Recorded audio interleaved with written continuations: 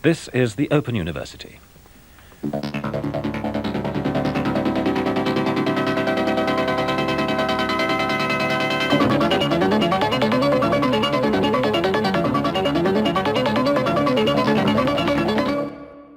So we're back by popular request. I've been asked by many of my viewers who I think probably imagine that my videos are getting a bit lightweight, just which cafes I've been to. And we can do lightweight. We can do lightweight, but I'm flattered either way. It's been more than 5 years, right? Yeah, it was 2018, I think. So it was about 5 years. Or yeah. Right. I was surprised anybody remembered. Yeah. Well, no, I think it's a tribute to your knowledge of the city and. A city I increasingly love coming to, and I'm still glomming onto. I still feel a little bit lost and confused by it. But I was surprised it engages you so much. So, considering you've been around the world, Europe, Asia, and elsewhere, but here, why Seoul? Why Seoul? Not to turn it around too quickly. Because, let me kind of come in from a different angle and say that I noticed that on the cover of French Vogue this month, there's a South Korean model, singer rather. In the top of the hit parade in the US, there's a Jimon, South Korean singer, boy band star. There is something globally in the air. The soft power is really working. And they're very nakedly honest about it being soft power. The president will be selling weapons to the Middle East and also boasting about the BTS sales and all the rest of it in the same breath. So it seems to be a moment that the culture is having, and the city is also kind of in that moment. I had a friend here, another expat friend, ask me a while back, do you feel like there's something special about being here in Korea right now? And this is a guy who's been living in Korea since the early 80s, an Englishman. But he feels like right now there's something about Korea where this is the moment to be here. And I take him at his word. He's seen it in the other moments. And he's written that, in the 90s, even then it was impossible to believe that Korea was not the center of the world if you lived here. That's the impression it gave you. But now the world's starting to feel the same way, I think, to an extent. Yeah, it seems to be hot, as they say, to use a lazy word. I was wondering about this idea of glamour, because a lot of people, it's aspirational. When you're hot, people start aspiring to live the way you live. And I noticed this about us in Paris, that we try to live in a South Korean way, which is bizarre. We go to South Korean cafes, we have friends who are South Koreans, whatever. So, it's kind of this notion of glamour being... And lifestyle being somewhere else. This is what I was talking about in my last two videos, really, but the kind of magic of the other, which tends to evaporate as you approach it. So I wonder if for you, some of the glamour and interest of this city or this country have evaporated by your familiarity with it. It's bound to happen, right? Although I didn't have much culture shock to begin with because I was studying the Korean language and living in Koreatown in Los Angeles before I came here. So I almost didn't have the initial burst of enthusiasm. I had less of that. And so there's less of that to go away, less of that to dissipate, I think. But when you come here, can you live Korean here in the same way you live Korean in Paris? That's what I was curious about. We spent yesterday walking around the palace in the hanbok, clothes and everything. But I've never done that. That's the touristic thing to do. This is the irony, is everything changes places. The people who love British traditions, go to Buckingham Palace, whatever, are the South Korean tourists, now. Indeed. Or the people who ride in the gondolas in Venice are the Koreans and the Chinese now. They're not the Italians, obviously, because they wouldn't want to pay the prices. And why bother? So do you find that you don't go to museums here and you don't do the touristic things? I do go to museums, yeah. I don't know if I go to... I've never, as I say, worn the hanbok to go to Gyeongbokgung. I've been to Gyeongbokgung, but never in the hanbok. Okay. No, I like the museums here. And I occasionally even enjoy going to the tourist hotspots, like in Insadong, with the shopping street there, especially when I'm looking for presents for people, omiyage, as you would say in Japanese, whenever I go somewhere else. If you need things Korean, you've got to go someplace touristic, I think. But you're very much not one of these Instagram generation people. Perhaps generationally you are, actually, but I suppose so. You're not really constitutionally that kind of person who wants to... Whereas I kind of have always been a little bit like, I've got to pose for the selfie. Right. Like what we're doing right now. Let's register the fact that we were here and that it was somehow glamorous to be here. Right. And I can't quite believe... This is the weird thing about this kind of generation, the Insta-buy thing, is that you can't quite believe you're in this famous place and you're allowed to share in the fame of the place. And it doesn't feel real? it doesn't feel real. It kind of because you can never arrive at glamour. Glamour is always elsewhere. Right. Like desire is a lack and glamour is a lack, and these things, psychoanalytically speaking, they're all kind of I hear you. about never quite reaching your goal. So I wonder what it's like to be here. You're here permanently. Well, I have no plans to go anywhere else, to move anywhere else, or no desire, nowhere is pulling me to go to it, right? But you make me think with what you said. Does anybody ever feel glamorous? No matter how much you attain, maybe it's always like that. Maybe you think, I'm not there yet. I'm not there yet, which explains the behavior of many celebrities, especially where we come from, in the UK and the US. I mean, they never stop because they can't be satisfied, I suspect. And when they kind of get what they thought they wanted, they burn up on drugs and alcohol and all the rest of it because it's not what they wanted. Yeah. And you've seen a few examples of that yourself in music, I would imagine. More than a few. I have, yeah. Having been just a tea drinker all my life, I'm now enjoying a bit of a late stage kind of renaissance, I think, whereas a lot of people have died, literally. Yeah, they have. But I mean, I was thinking about this theme of starting late on things. As you mentioned, when you're a musician, if you start early on drugs and alcohol or whatever it may be, any substances, it goes bad. But I was thinking about this in filmmaking or in art, in music. If you start too early, sometimes you get fixed in that stage. You never be. We were watching recently Steven Spielberg's new movie, The Fabelmans, about his own childhood, how he became a filmmaker, and how he was enthralled watching train crashes in the 1950s on film. And I was thinking, Steven Spielberg has succeeded in part because he's still the 6-year-old thrilling to a train crash, but many of the filmmakers I hold dear started much later. Somehow their interests are different because they were already in a later stage of maturity when they began their art. Does this sound accurate to you at all? Does this sound like a real thing? That starting later, you become something different than when you start earlier, whether it be art or drugs or what have you? Absolutely, yeah. It's we're in danger of broaching questions of identity and all the rest of it. I was thinking about some of the way bloggers, because I'm not very big on films. I haven't been to many films. I haven't seen the Spielberg film. The last film I saw was like an 8-hour-long epic about a Japanese village by Anders Edström, who's a Swedish photographer living in Japan with a Japanese wife. I'm intrigued. His father-in-law died, and then he made this semi-fictionalized film about his father-in-law with an actor standing in for the father-in-law, but everybody else who was still alive playing themselves. That's really... I only saw half of it, though, because it was such an epic. You still get 4 hours. That's pretty good. Yeah, 4 hours still to see. I kind of like leaving things incomplete. Like, I've never read all of Kafka because I love Kafka too much. I don't want to. Anyway, no, I was going to ask you You want to have some left in the tank. I want to have some left in the tank, exactly. Right. I wanted to ask you about... I noticed this phenomenon when I was blogging in the noughts with people like Jon Snow in Tokyo, whose blog I would follow, but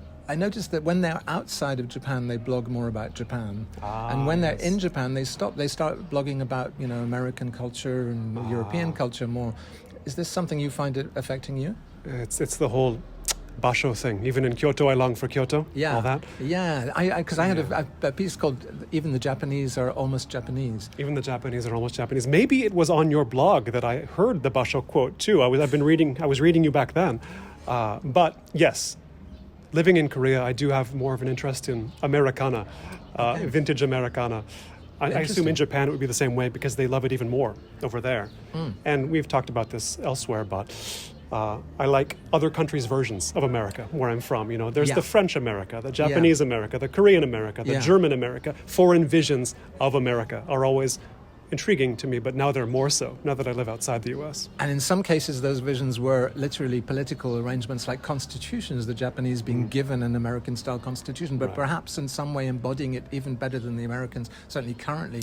Yeah, they outdo America. Some countries outdo America. They do America better than America in their own countries. Yeah. Because your next book is about walking in Los Angeles, right? Which is the current one that I've been writing for so long. Which you've been writing for so long. It's about walking in Los Angeles, which is almost a joke title because walking in Los Angeles is almost an arrestable offense. Well, there's the whole missing persons song. It's funny. Yeah, I've been told by some other writers that you should emphasize this point about not driving in Los Angeles, and I think it wasn't a stunt.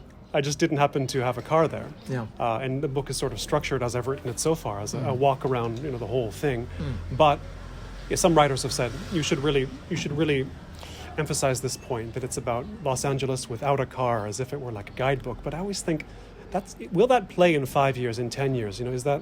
is that going to be a book for the ages? Not that I think it will be in any case, but that's a little bit. I mean, it's getting stale. It's stale already, I would say, to an extent. That whole thing of the nobody walks in LA. As a side note, I like to divide. How to put it? I like to separate my uses of Los Angeles and LA. I think they refer to two interestingly different things. Okay. LA, like nobody walks in LA. Yeah. That's for sure. Yeah. Nobody walks in Los Angeles. Not so true. LA is a state of mind. State of mind, Yeah, or it's a world within that world. Okay. But it's LA is very useful as a term to describe something specific to my mind. And when I say that, an image comes to mind, right? When I say I'm in LA versus in Los Angeles, you get two different ideas. Even though your experience there is not huge, as I understand it, but these are two different concepts, two different psychological spaces, or social spaces.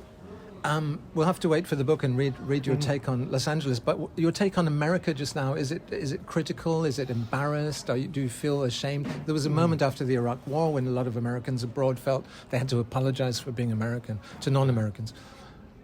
But you don't really feel that, right? Not really. I think many people, Americans or otherwise, see America as two different entities. There's a country and there's the sort of entity in the world, the geopolitical entity. Yeah. And sure, there are Americans who proclaim to be embarrassed of Bush or the Iraq War or Trump more recently, but my motivations, even for leaving the U.S., haven't had much to do with that. It's more like, the infrastructure is better here. Yeah. I like that.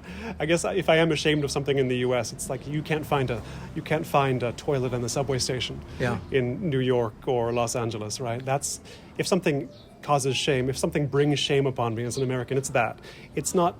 I mean, Americans themselves don't really understand the U.S.'s geopolitical actions anyway. It's a sort of a separate thing. And increasingly, a lot of Americans wonder, they don't really understand any form of entanglement that the U.S. has with the outside world. So I've always kept those separate, I guess you could say. But I don't go around hanging my head.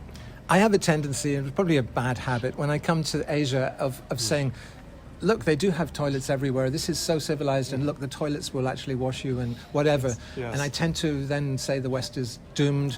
I take a Spenglerian view. The West, I never want to go back there. It's a horrible place. And especially when you read the newspapers and you see, for instance, Germany just wanted to stop the transition to electric cars by 2035, which is the EU wants to do, and wants to keep selling its internal combustion engine cars. Meanwhile, Paris bans rental scooters, which I thought were a positive thing, but they gave a populist vote. No vote about whether cars are allowed in the city, but a vote about whether these scooters are. So I see the things like that and I'm just sort of disgusted. But it's probably a bad habit. And of course, there's lots of bad stuff here as well. Yeah. You tend to, whenever I raise the bad things, like today's air pollution levels are really quite poisonous. Better than yesterday. Better than yesterday. That's you're a glass half full kind of guy. I'm glass half empty. I do find things to criticize here, especially the huge car provision, these eight-lane freeways everywhere, and the air pollution, which is a result of that, really. I find that particularly...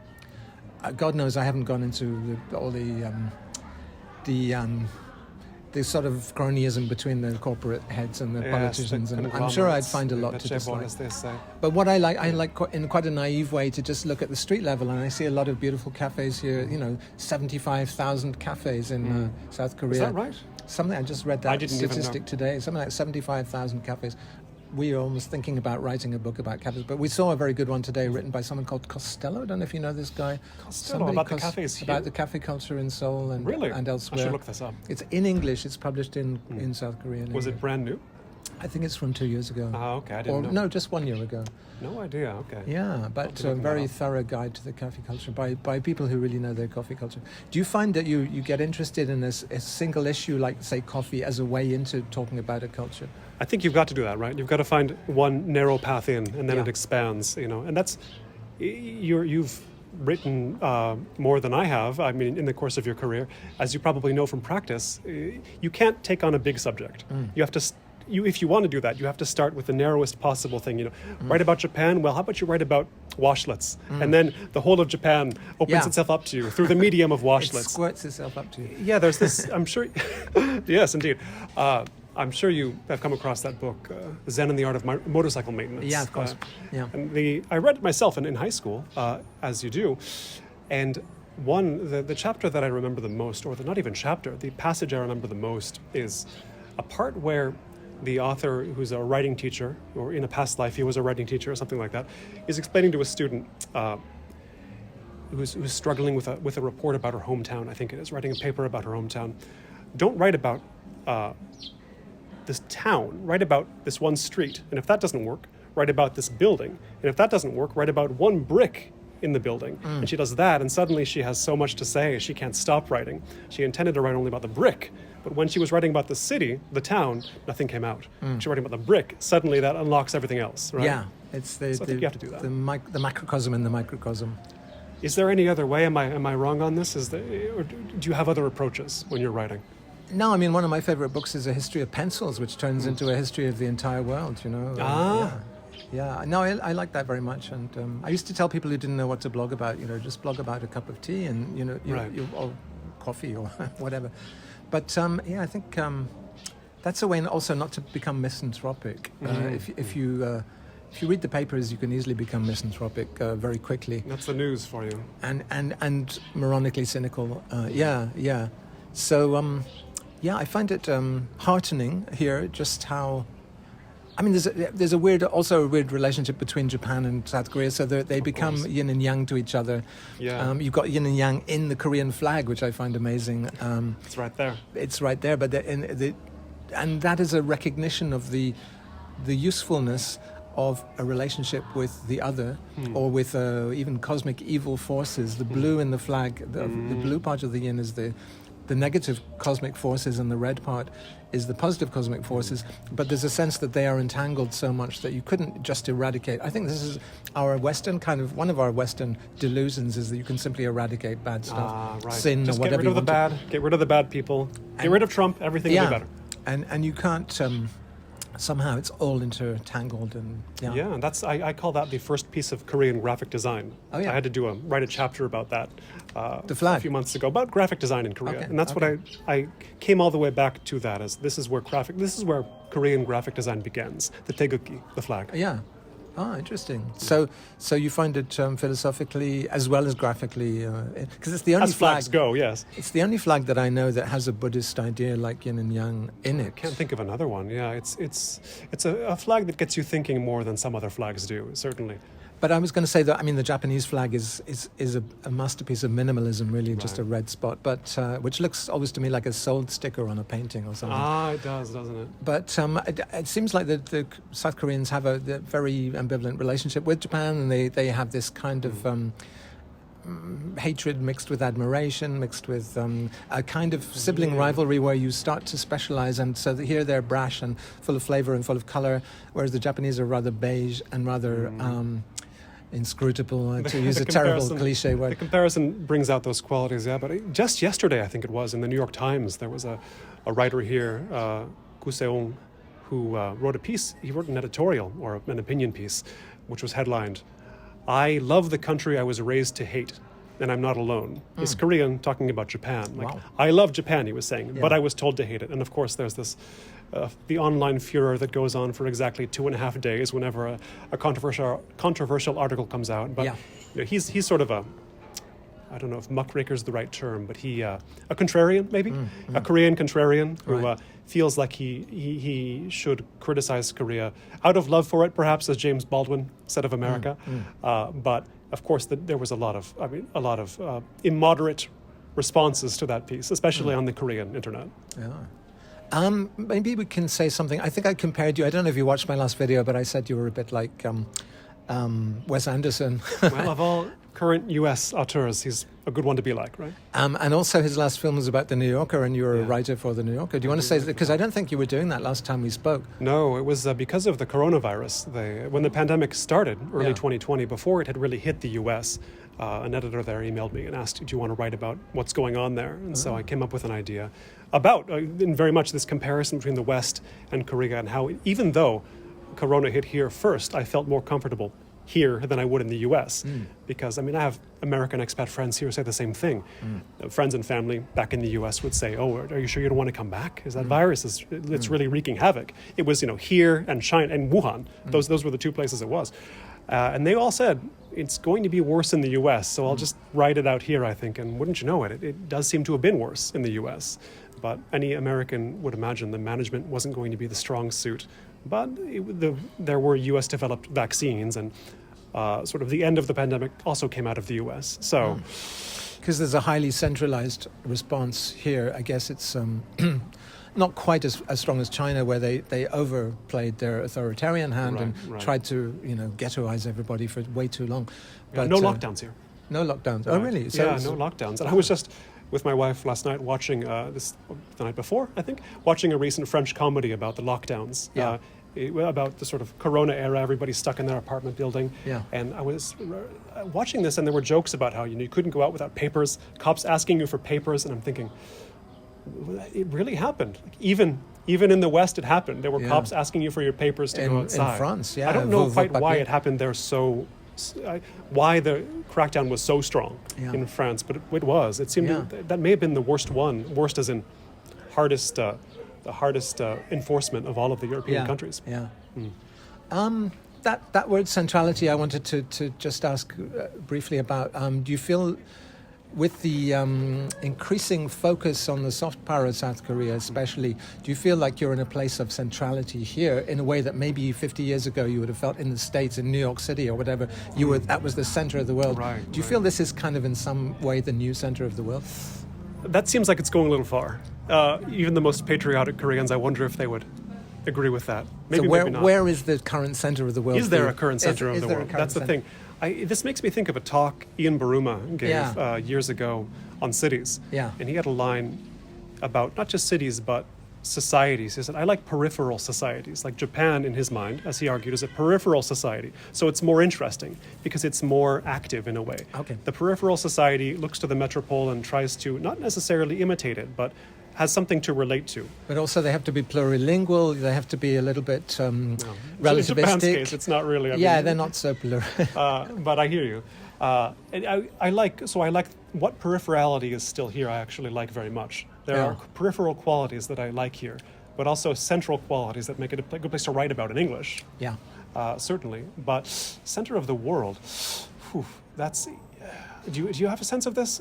Where you look to as the center? Well, this actually, you mentioned Ian Baruma. He was a big influence in the 80s on me, actually starting to focus on Japan. But he has a really good chapter in his book, A Japanese Mirror, called The Paris of Our Dreams, which is about Japanese people's idea of Paris as a center, as the center of their aspirational idea of the world at the very least.